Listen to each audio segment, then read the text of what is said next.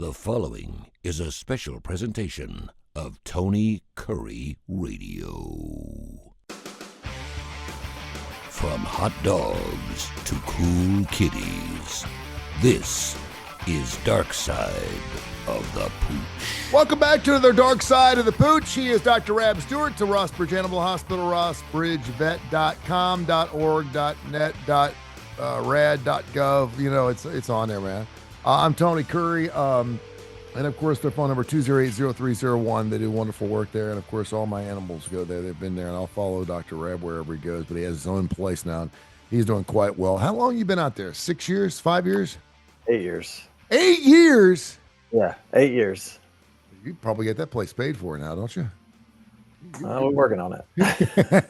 There you go. Got a couple things that we want to get into, an interesting story from you. And also, we wanted to bring this up because this show is brought to you by, well, now it's brought to you by a comic store, a toy store. It was brought to you by Ed's Pet World because we were, it's a pet thing, right? But Ed's Pet World does not exist anymore. So now it is Sasquatch Toys and Comics. And of course, they've got comics from the 60s, 70s, and 80s. Anything you want to get toy-wise, if you want that old stuff, the 60s and 70s, Evel Knievel stuff. We're talking about the electric football boards, whatever you want, they'll find it for you. In a lot of cases, it's still in the box. If you got to buy and sell and trade stuff, that's the place to go. Sasquatch Toys and Comics down there in beautiful Homewood. There's actually a Comic-Con coming to town. I think it's at the BJCC. It's at the BJCC. I think it's the last weekend in May. It is May 31st through something. Have you ever been to a Comic-Con? I've not, and I think I would love to go. The bigger the city, the bigger the con, right? Yeah, exactly. Like you go to San Diego, and I mean, I think that maxes out. Like I think it's even hard to get tickets. Yeah, and like I have one in Atlanta, and like I've seen The Big Bang Theory, and I know they get off on going to the Comic Cons, and I know it's just people dress up, and it's geeky all hell. But it probably would be fun to go down there and check it out. I think it would be a lot of fun. It's not something that I just really gotta. I mean, I gotta go to Comic Con. You know what I'm saying? It's not like it's not like a sporting event or something that I gotta go see. But I think I would enjoy going. I think I'd enjoy it a good bit. Yeah. Speaking of going to things that I just have to go to, AC/DC's playing at Nissan Stadium tomorrow night in Nashville. It's the closest they're coming. It'll be the last time I know anybody a chance to check it. So I'm going to go. So I'm taking my 20-year-old son. Obviously, tickets were 7, 8, 9, 10,000. It's outrageous.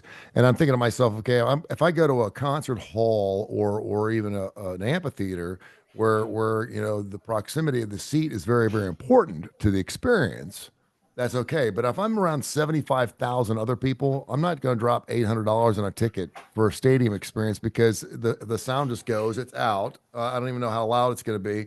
And so God love my son. He's all excited. I told him what I had the money to spend, and he's like, wow, you're kind of going all out. And I said, yeah. And then I started thinking about it. I thought, why don't we save this money, do it like a sporting event? We'll still go to the show. So we got pit tickets. And pit tickets are like, if you're in the pit, you don't know what's going to happen. I mean, we're right there in the middle, but we're close. And I said, you know what? I'm in, man. I said, we won't be able to sit down for 4 hours. We have to get there super early. I have to get there at 4 o'clock.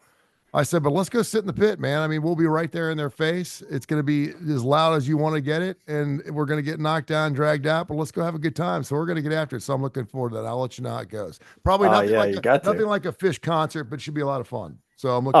It won't be that much. It'd just be louder. Yeah. So I'm in your neighborhood last week, and I'm walking the Pooch, and you're such a good guy. We were supposed to do a show, and I had conflict of scheduling or whatever, and so I was right down the street from you. So I'm going to stop by your office. So I walked in your office, and I said, hey, I'm here. You want to check on Rainer Dog? And so I thought we'd start the show today with you telling me he's 8 years old, what you did to my boy, and what typically happens when you go in for an annual checkup.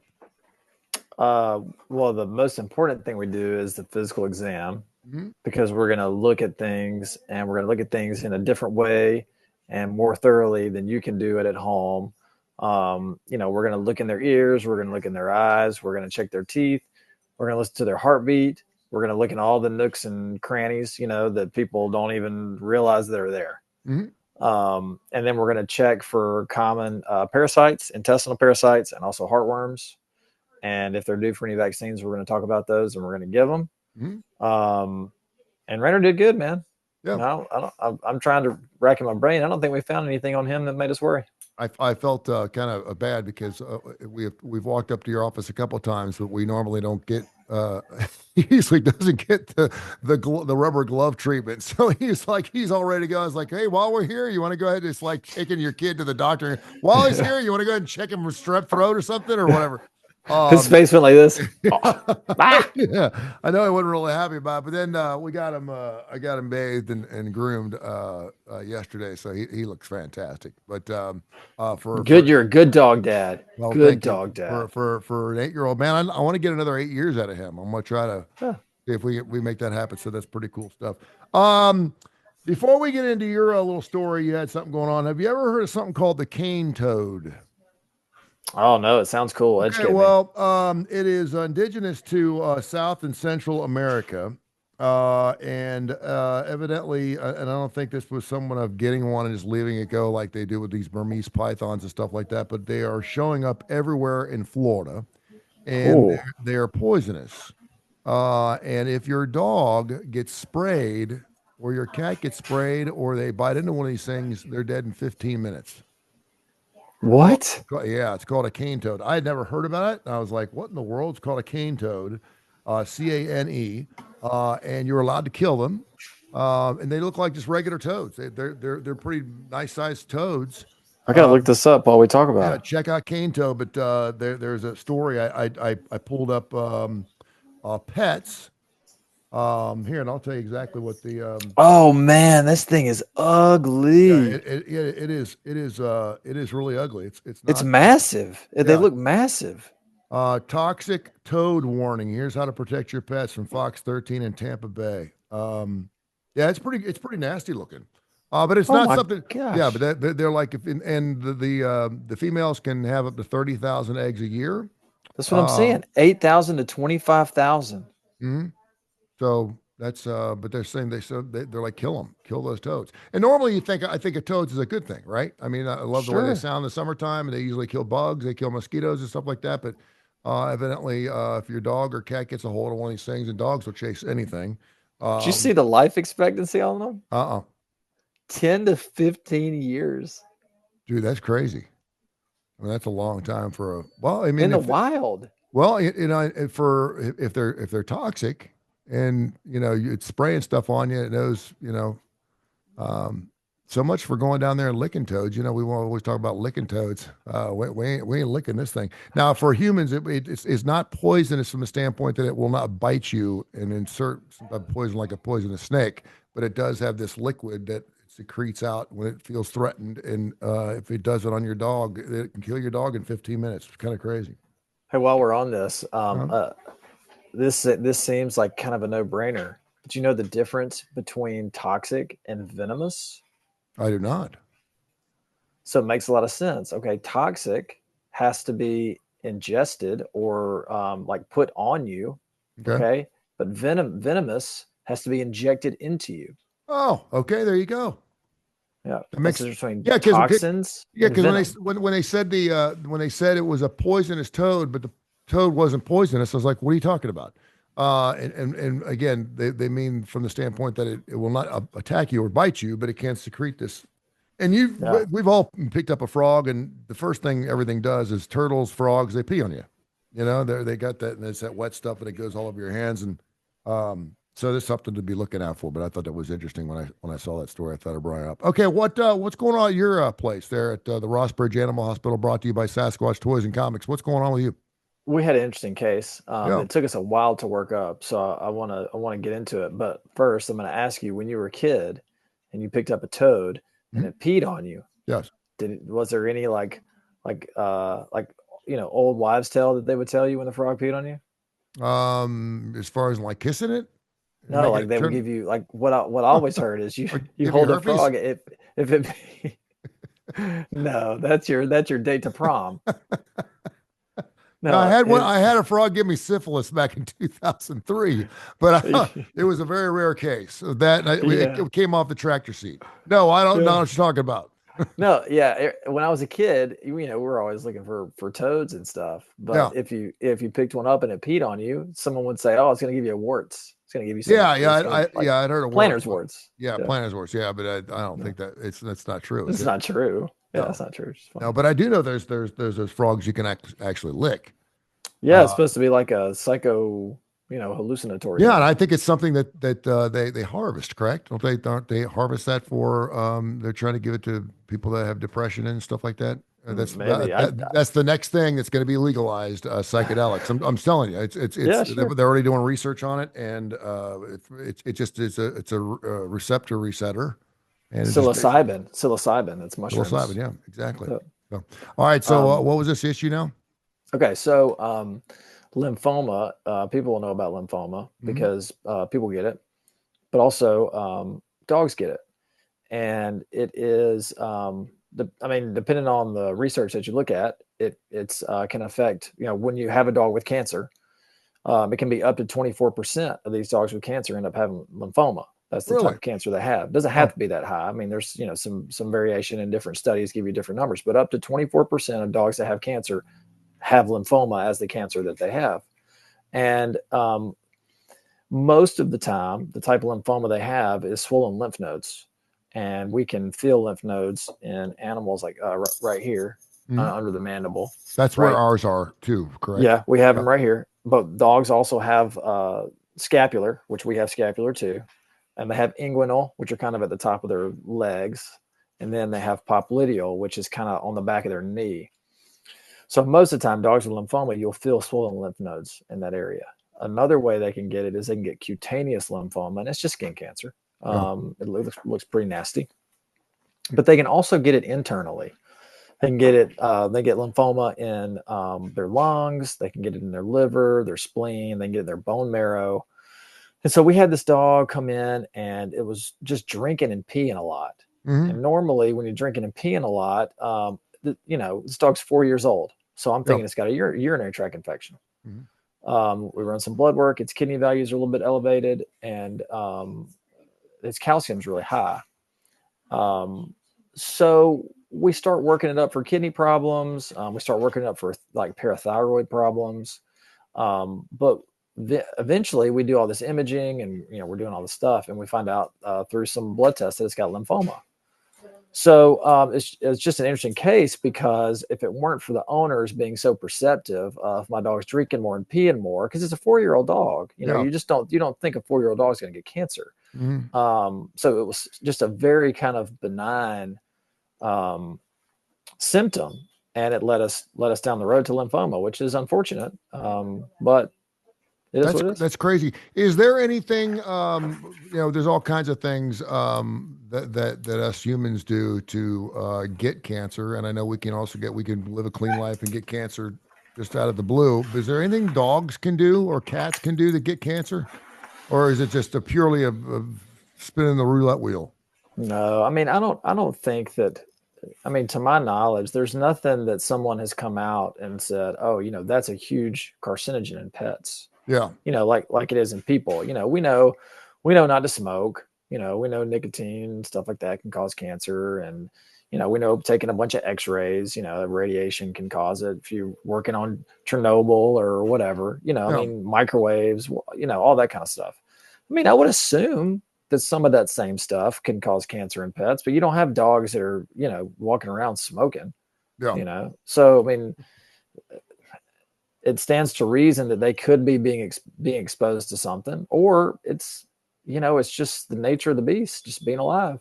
Yeah, not making light of this at all because I hated to hear this news, and of course, everyone's got to take a political. Joe Biden was just diagnosed with some type of aggressive prostate cancer. Do dogs have prostates, and can they get cancer in their prostate if they do? Yeah, yeah, they've got it, and they have prostates, and dogs. They can get prostatic hypertrophy, like BPH. You hear, Hmm. if you're a guy, you've heard of BPH. And so dogs that are not neutered get that. Just like, males are walking around, we're not neutered, so we're prone to BPH. So dogs can get that. They can get abscesses of their prostate, which are infections. Um, dogs can get prostate cancer, of course, but we don't see that a ton. We see BPH more than prostate cancer. Yeah. Since we're talking, we just talked about toads and stuff. Can sexually transmitted diseases, can dogs and cats get those?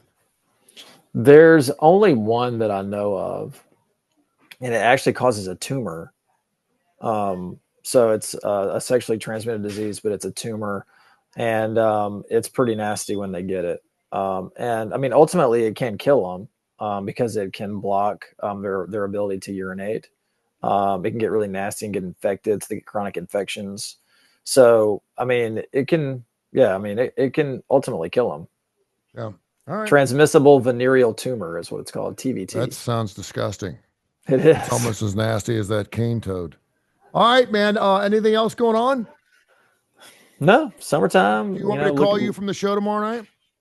Oh yeah, that'd be cool. I say I wasn't going to do this, but I already saw the set list. They're opening up If You Want Blood, You Got It, and their second song is Back in Black. I mean, they're going to get right into it, dude. Yeah, why would you not? It's going to be awesome. They'll probably play 20 songs. Yep, about 24 songs, and it's one hit after the other. And hopefully I can understand something that Brian Johnson's singing. But, I wouldn't mind if Axl Rose came out and sang a couple of songs too. That's what I was going to ask you, but it's not going to be Axl, right? It's not going to be Axl, but I honestly wish it was. Just because I know really, because he can say, Brian, man, can't hit a note. I mean, it's just screaming.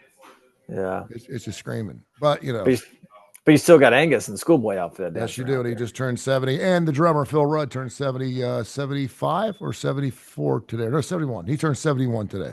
But I don't think he's in the band anymore. So this was going to ask. So let's not include Bon Scott. I mean, he was the original vocalist, but let's pretend like he never existed. Mm-hmm. So how is it just Johnson and Angus as the Malcolm died. Who was the bass player? That was Angus's brother. He died 2018. Phil Rudd is still alive. He was the drummer. Had serious drug issues. Went to prison a couple of years ago for hiring a hitman to kill somebody. I mean, he has been all over the place. And he was actually held out of a couple of studio albums because he just couldn't get right. And then he went on the road with them. Chris Slade was a guy that kind of filled in for him for a while. And then Cliff Johnson, I believe, is still with the band. He's been rhythm guitar for them for quite some time. But as long as Angus is doing his thing, man. I mean, on average, I think in the last tour they did, on average, he ran something like 11 miles a night, which is just crazy. Insane. But I mean, he's 70 years old. Can you imagine running? I mean, I walk my dog 4 miles. I can get it done. Now, if I had a guitar in my hand, I was playing music, and maybe it goes by a lot quicker. Maybe, I don't know, but that's just amazing to me that he goes back and forth that much, and he can still do the leg stomp thing. He can still do the leg stomp thing, and I'm praying. I'm praying it's as good as I hope that I want it to be. And I'm taking my 20-year-old son, and I've just been telling him what a lousy the music he listens to today sucks, and this is the real deal. And he's like, "This show better rock." And I said, "It will. It's going to be good." So, but I'll let you know what happens in the pit. Should be fun. What about Thunderstruck? Thunderstruck on the set list? Oh yeah. Yeah, Thunderstruck's on there. Yeah. Highway to Hell, Dirty Deeds, that's all on there. Yeah. It'll be good. All right, 2080301, 2080301, rossbridgevet.com. Check out the website. And do like I do, just stop by the office sometime. Just give him a call and say, "Hey, can I stop by and check out your joint?" Look inside his office and see. By the way, you have some wonderful artwork. You've gotten so many things framed, and I know a lot of it is the rock and roll oriented stuff. You've got some seriously cool stuff on your walls. Thank you. So many great concert posters. I get them, and it just takes me back to the show. That's why I get them. It's fantastic. Thank you, sir. I'll catch up with you next week. See you, bud.